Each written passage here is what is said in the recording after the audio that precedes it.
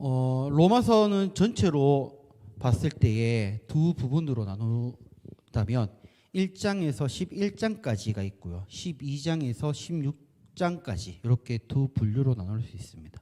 그래서 앞부분에서는 무엇을 믿을 것인가를 다루고 있다라면 뒷부분부터는 그 믿음을 어떻게 삶으로 드러내며 살 것인가에 대해서 이야기하고 있다는 겁니다. 오늘 본문의 말씀은 전반부의 가장 끝부분에 있는 말씀입니다. 그래서 오늘 본문의 말씀을 통하여 우리가 함께 나눌 때에 정말 주님의 그 은혜들을 함께 누리시는 우리 성도님들 되기를 소망하고 축복합니다. 자, 바로 본문으로 한번 들어가 보겠습니다. 자, 1번에 질문이 있습니다. 바울은 33절에서 무엇을 깊다고 했습니까? 라고 합니다. 우리 로마서 11장 33절인데 우리 함께 같이 읽도록 하겠습니다. 깊도다 하나님의 지혜와 지식의 풍성함이여 그의 판단은 헤아리지 못할 것이며 그의 길을 찾지 못할 것이로다. 아멘. 자, 여기서 깊도다 하나님의 지혜와 지식의 풍성함이여 라고 하였습니다. 하나님의 지식과 지혜가 부요함이 깊다라는 의미를 담고 있습니다. 여기에서 부요함이란 은혜와 긍휼이라는 것과 관련이 있습니다. 혹시 성도님들은 신앙생활을 하시면서 하나님의 그 구원 사역을 경험을 하셨을 겁니다. 혹시 그 경험하시면서 그의 뜻을 이해하셨던 적이 혹시 있으십니까? 나의 삶에서 실패도 해보고 성공도 해봤지만 더 나아가서는 도저히 할 수 없는 일인데도 이루어 주셨던 일들을 우리의 삶에서 많이 경험했다라는 겁니다.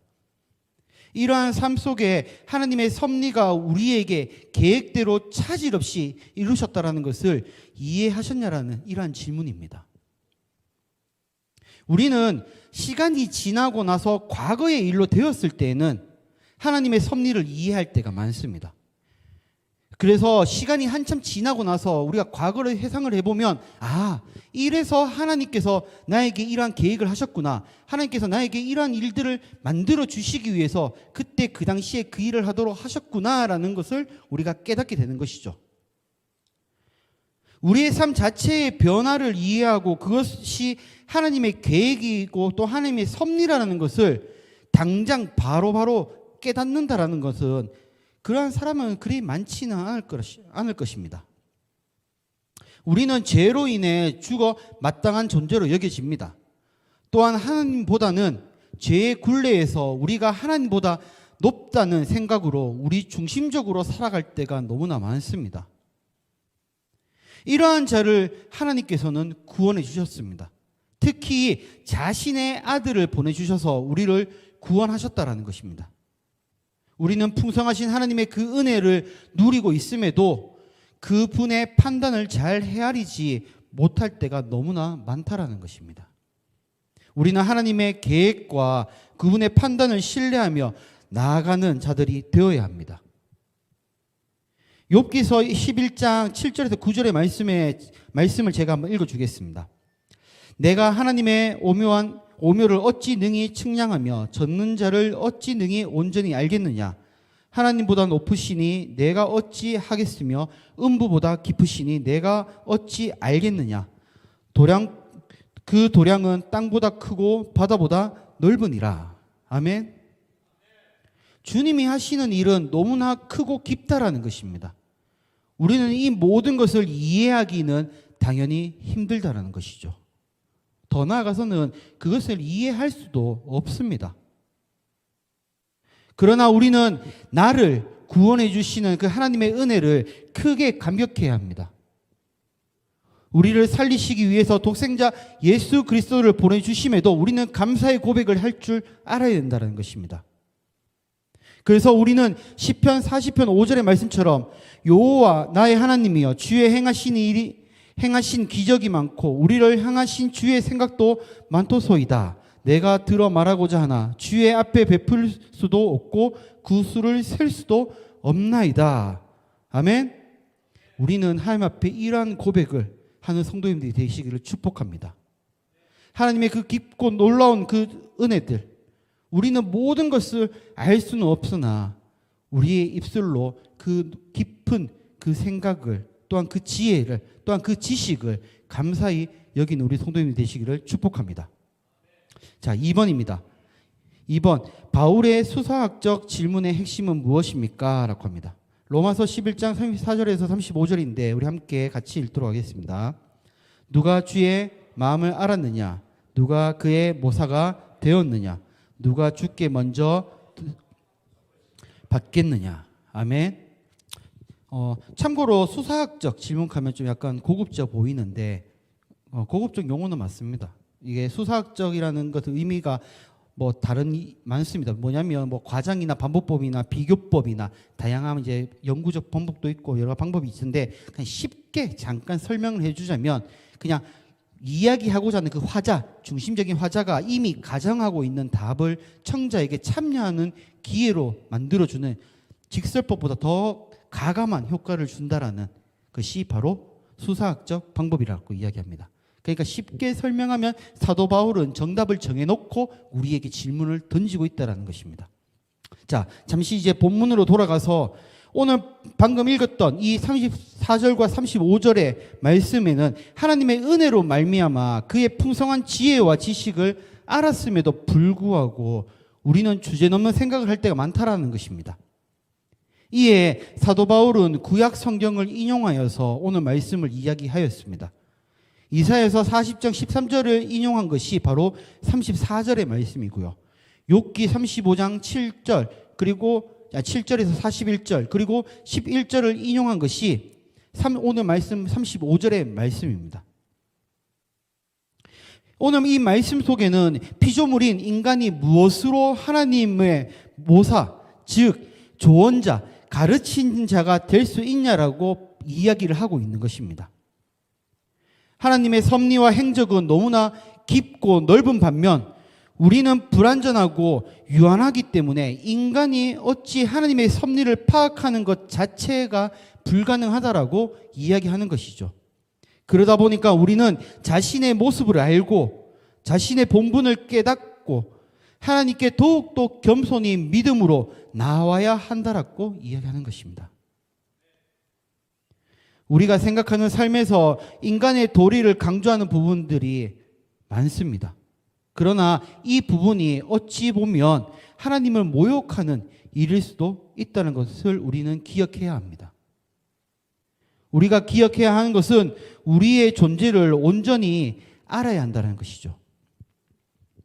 우리의 모사는 오직 하나님 한 분이심을 우리는 기억해야 합니다. 우리는 그분을 안다는 것, 그 자체는 너무나 어려운 일입니다.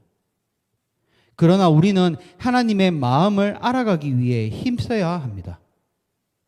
하나님은 우리들의 모든 것을 아시는 분이십니다. 그런 분이 우유부단한 행동을 하시지는 않으시다는 것이죠.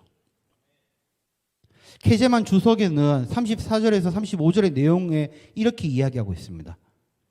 하나님은 인간의 이성을 왜곡될 수 없는 존재이다 라고 이야기합니다. 또한 하용조 목사님의 로마서 강해의 그 책의 부분은요, 이 34절, 35절을 가지고 두 가지 정의를 내렸습니다. 첫 번째는 뭐냐면 하나님을 가르칠 수 있는 존재는 없다라입니다. 두 번째로는 하나님은 거래의 대상이 되는 분이 아니다라는 것이죠. 우리는 우리의 지식으로 하나님을 알려고 노력은 하지만 우리에게도 한계가 있다는 것을 우리는 인식해야 합니다. 분명 우리는 모든 것을 알 수는 없으나 우리는 하나님을 알아가기 위해서는 노력해야 한다는 것이죠. 제가 논문을 작성할 때에 교수님에게 지적당했던 부분들 중에 가장 큰 것이 이겁니다. 그 글 내용 속에 네 생각을 넣지 말라는 것입니다. 연구에 대한 주제를 파악하고 이론적 바탕으로 작성을 해야 하는 것인데 나의 생각과 나의 방식으로 작성을 한다는 것이죠. 여기서 지적을 당할 이유가 명확합니다.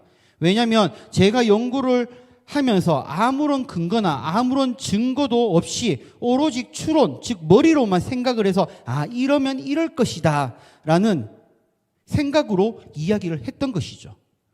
그 어떤 근거나 그 어떤 증거를 뒷받침할 이론적 배경이나 다양한 이야기들을 찾지 못했다라는 것입니다. 오로지 나의 생각으로 글로 그리고 표현으로 못한다라는 것이죠. 이렇듯 우리는 하나님을 나에게 편한 하나님으로 인식하는 순간 우리는 너무나 나의 방식대로 하나님을 생각하고 내 방식대로 하나님을 이해하는 사람들이 많아집니다. 우리는 우리의 사고적 방식을 바꿔야 합니다. 나의 중심으로 바라보는 것이 아니라 하나님의 시선으로 바라보는 연습을 우리는 많이 해야 한다는 것이죠. 그것도 힘써서 노력해야 한다는 것입니다. 우리의 욕심으로 우리의 편안함을 위해서 하나님을 이해하지 않기를 바랍니다. 금세기 최대의 기독교 변증가라고 말하는 C.S. 루이스는 이렇게 이야기를 했습니다. 제가 잠시 좀 읽어드리겠습니다. 하나님이 전능하시다는 것은 내재적으로 가능한 일이라면 무엇이든 할 수 있다는 말이지 내재적으로 불가능한 일도 하실 수 있다는 뜻이 아니다. 하나님은 기적을 행하시는 분이지만 말이 안 되는 일까지 행하시는 분이 아니다. 이것은 그 분의 능력에 한계가 있다는 뜻이 아니라 하나님의 피조물에게 자유의지를 줄 수 있는 분이기도 하지만 주지 않을 수도 있는 분이란 말이다. 우리 성도님들은 하나님을 의지하십니까? 비록 우리가 약할지라도 우리가 연약할지라도 우리는 하나님께 힘써 기도하며 간구하는 성도님들이 되시기를 소망합니다. 3번입니다. 그에게 영광이 세세에 있을지어다의 이유는 무엇입니까? 로마서 11장 36절인데 우리 다 같이 함께 읽도록 하겠습니다. 이는 만물이 주에게서 나오고 주로 말미암고 주에게로 돌아감이라. 그에게 영광이 세세에 있을지어다. 아멘. 저는 오늘 말씀을 묵상하면서 오늘 이 부분이 가장 좋았습니다. 왜냐하면 우리의 굳건한 믿음의 고백이 그대로 함축되어 있다는 사실입니다. 오늘의 그 본절을 영어 성격으로 직역을 하면 이렇습니다. 제가 영어를 읽어드리고 싶지만 저도 영어를 잘 못해서 그냥 직역한 내용만 읽어드리겠습니다.